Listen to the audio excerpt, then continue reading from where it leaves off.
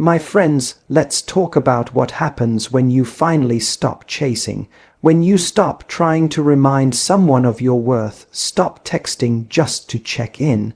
Stop sending signals that say, "I'm still here if you change your mind."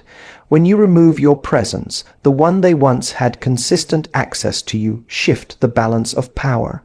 Time is often misunderstood as a tool for revenge in relationships, as if stepping away and letting someone feel your absence is a way to make them suffer. But in reality, time isn't a weapon, it's a mirror. And the longer someone goes without you, the more clearly they begin to see what your presence truly meant. That clarity doesn't happen instantly. It unfolds gradually in the quiet moments when they expect you to still be there and you're not. When you walk away from someone who took you for granted, what you're really doing is handing them the opportunity to look inward. As long as you remain available emotionally, physically, or even through small gestures like liking their posts or checking in, they can avoid that reflection. They don't have to confront the consequences of their choices because your presence softens the loss. But once you step back, once you stop filling the emotional gap for them, they're left with silence. And silence is powerful. It makes them question things they didn't want to think about. This is where time starts to do its work, not on your schedule, and not always in the way you might expect. It doesn't necessarily trigger immediate regret or longing. But what it does do is expose the difference between convenience and connection. If your presence was merely convenient, they'll move on. But if your presence meant something, the longer they go without it, the more they feel the weight of that loss. They start to realize that the comfort they felt when you were around wasn't a given, it was a gift. And that's what time reveals, not just to them, but to you as well. You begin to understand that your value doesn't increase because someone comes back. It increases because you stopped trying to prove it. By letting go, you stop investing your energy into someone who didn't recognize your worth in real time, and you begin reinvesting that energy into yourself, your healing, your peace, your boundaries. It's important to understand that this isn't about using time as some sort of emotional trick. You're not pulling away to teach them a lesson. You're not hoping they'll suffer in your absence. That mindset still keeps the focus on them. The real shift happens when you start to understand that detaching is about realignment. It's you choosing to step out of a dynamic where your value had to be explained or defended. Time, then, becomes a natural byproduct of that decision. It becomes the space in which truths are exposed, and what they come to realize in that space, if they ever do, is that you weren't just someone who was nice to have around. You were the emotional backbone of the connection.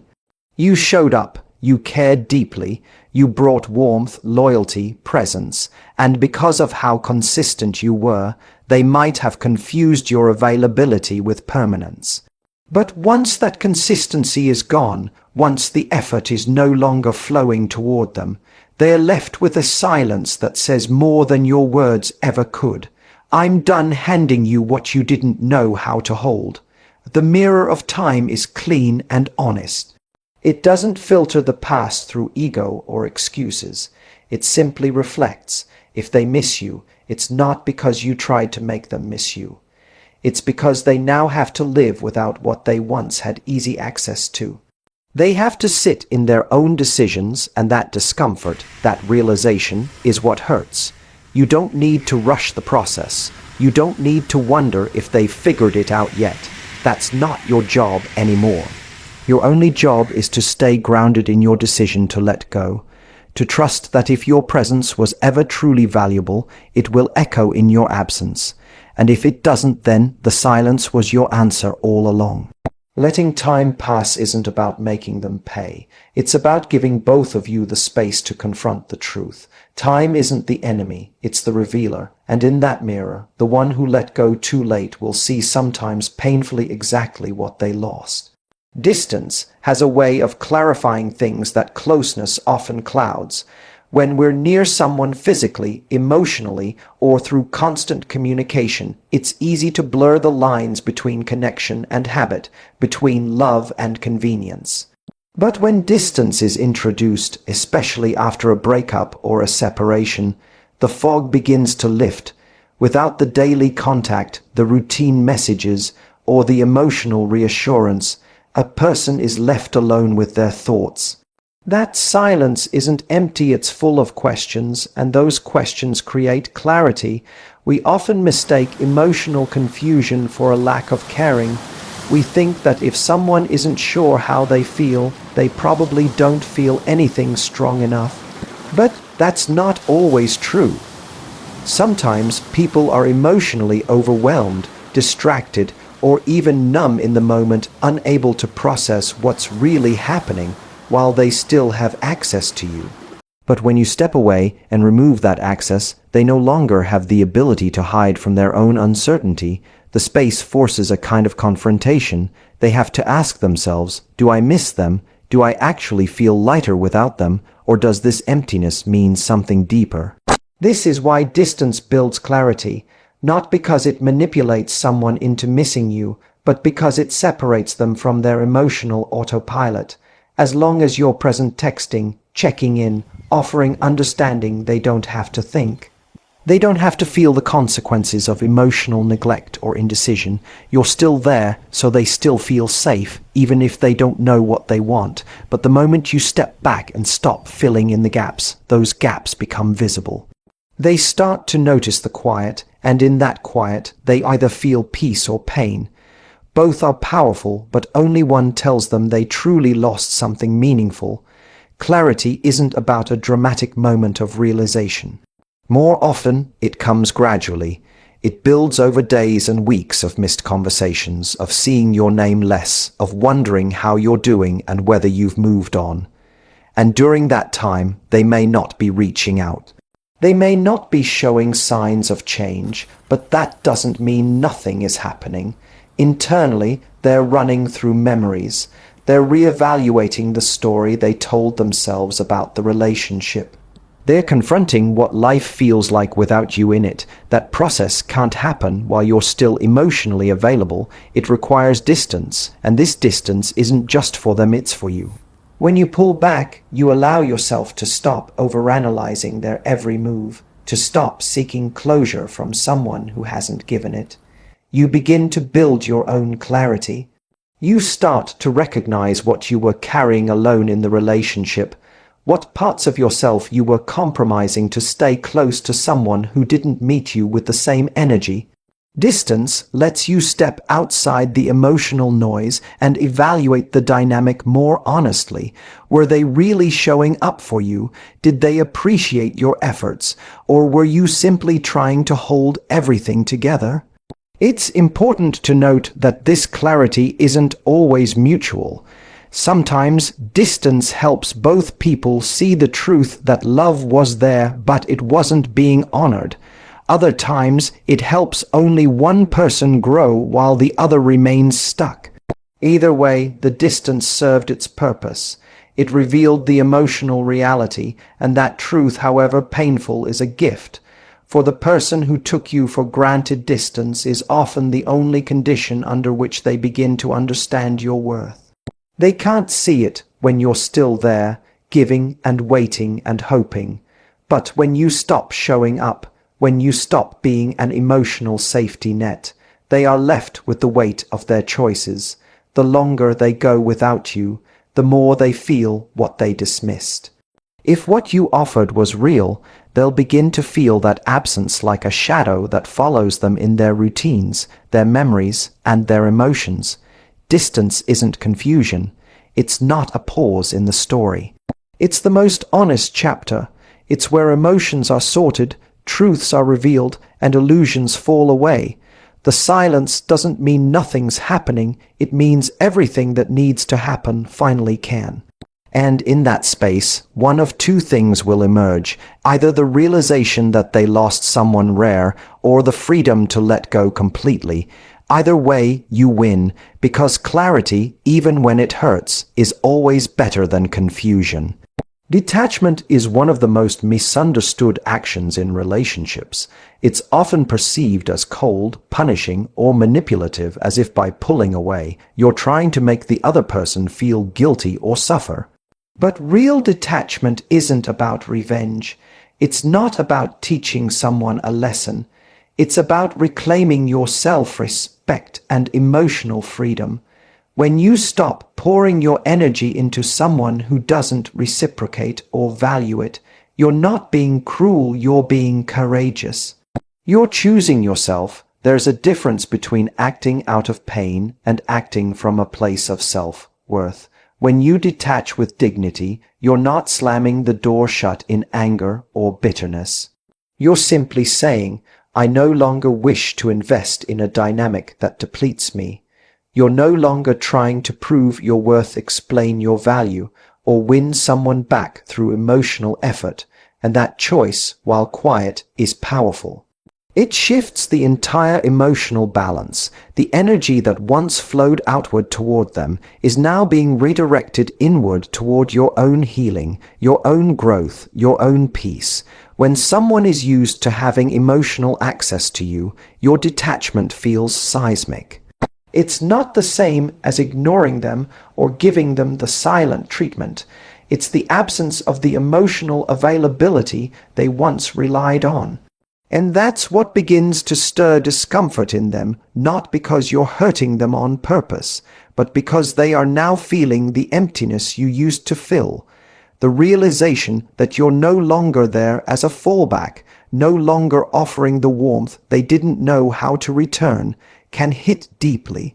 But that pain is theirs to sit with. It's not yours to manage. You are not responsible for how someone feels once you've stepped away for your own well-being.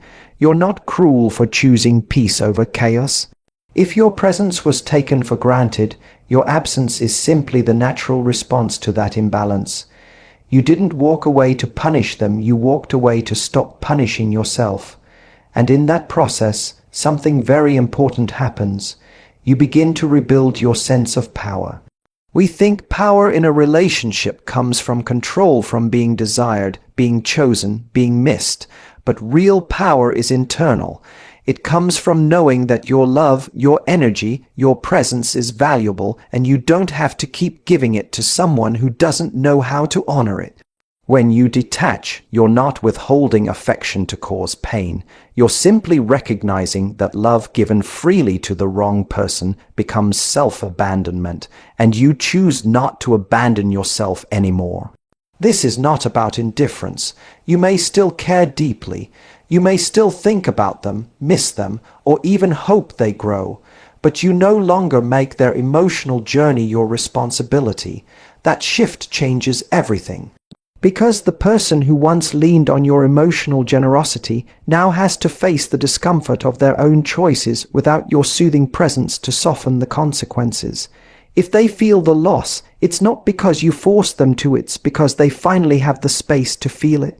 That space is what they need to process what they never fully appreciated. And here's the part most people overlook. Detachment isn't about hoping they hurt. It's about finally accepting that healing yourself is more important than being understood or validated by them. It's about no longer begging for clarity or closure. You give those things to yourself. You learn that the most powerful form of peace comes not from getting them back, but from realizing you no longer want someone who only valued you when they were at risk of losing you. There's something profoundly freeing about reaching the point where you no longer need them to feel your absence to prove your worth. But if they do, if time and distance reveal to them what they had and lost, then let that be their truth to carry. You don't need to witness their regret to know your value. You already know it because you chose to walk away from someone who couldn't meet you where you stood. That decision, not their response, is what defines your strength. Detachment is not revenge. It's not a cold shoulder or a calculated move. It's a return to self. It's you deciding that your emotional energy is too precious to be poured into someone who only knew how to take. And if that realization breaks them over time, then it's not your doing, it's the echo of what they lost. Healing is often mistaken for getting even, but the truth is, Real healing has nothing to do with whether they hurt without you. It's not about watching them fall apart or hoping they regret everything they said or did. It's about coming back to yourself slowly, quietly, and intentionally. It's about choosing peace over chaos, self-worth over validation, and growth over chasing a story that no longer fits who you're becoming. When you let time pass and allow yourself to detach, it's not an act of revenge. It's an act of reclamation of your energy, your boundaries, and your identity. There's a moment that comes after heartbreak where you realize the most painful part wasn't that they left or that things ended, it was that you kept trying to make them see your value. You kept trying to remind them of what they had. You offered your love in pieces, hoping it would be enough to make them stay, enough to make them change. But eventually, you reach a point where you stop needing them to see you. You begin to understand that someone else's inability to appreciate your presence doesn't mean you were lacking, it means they weren't capable of meeting you where you stood. That's where healing begins, not with them crawling back, but with you no longer waiting for them to. Healing is when you stop rereading old messages, stop checking their social media, stop keeping the door open just in case. You realize that your future can't begin if you're still emotionally living in someone else's indecision. So you let time pass, you let the silence grow, and instead of fearing that silence, you begin to find comfort in it. You fill that space not with thoughts of them, but with the rebuilding of you. You begin doing things for yourself, not to prove anything to them, but because you deserve it. You take care of your body, your space, your goals. You reconnect with friends, passions, and pieces of yourself you lost while trying to hold the relationship together. And in that process, you stop asking, will they regret it? And start asking, how can I make today better for me? That shift is subtle but life-changing. Because suddenly the power dynamic no longer revolves around whether they'll come back. You're not waiting to be chosen anymore, you're choosing yourself. Letting time do its work isn't about sitting back, arms folded, hoping they crumble without you. That's still about them, and as long as your healing is attached to their suffering, you're still giving them power. Real healing is when you can think about them without bitterness. When you can wish them well and mean it, not because you want them back, but because you've grown past the need to be angry. The goal isn't to be unbothered, it's to be free. You'll know you're healing when you no longer fantasize about proving your worth through their regret. When the idea of them realizing what they lost no longer satisfies you. Because by then, you've realized that their recognition isn't the validation you needed, your own is. You were the one who stayed up late trying to fix things. You were the one who gave effort, patience, and heart, and you're also the one who walked away when you knew you deserved better. That's not weakness, that's strength in its purest form, and maybe they will hurt. Maybe one day they'll sit in the silence, think of you, and feel the sting of what they let slip away. But if that day comes, it won't be your responsibility to fix it. It won't be your moment to step back in and offer comfort. Because healing has taken you somewhere new, to a place where you no longer need the story to end in reconciliation for it to have meaning. Your growth, your peace, and your freedom are the closure, if it must. Let them feel the weight of their choices in your absence, but don't wait around for that moment. Don't base your healing on whether they miss you. Heal because you're worth more than a love that made you feel small. Heal because you're building a life that no longer revolves around being seen by someone who refused to look deeper. The longer they go without you, the more they may hurt, but you, in that same time, will have already risen into someone they no longer even recognize. And that's the kind of healing that doesn't look back. This was never about making them hurt. It was never about playing games, pulling away to create absence, or hoping they'd feel the emptiness and come crawling back. This was about something far more powerful: choosing yourself, choosing silence over begging, peace over proving, and self-worth over someone else's inability to see it. The longer they go without you, yes, they may hurt. They may finally realize the depth of what they had and how easily they let it slip through their fingers, but your healing doesn't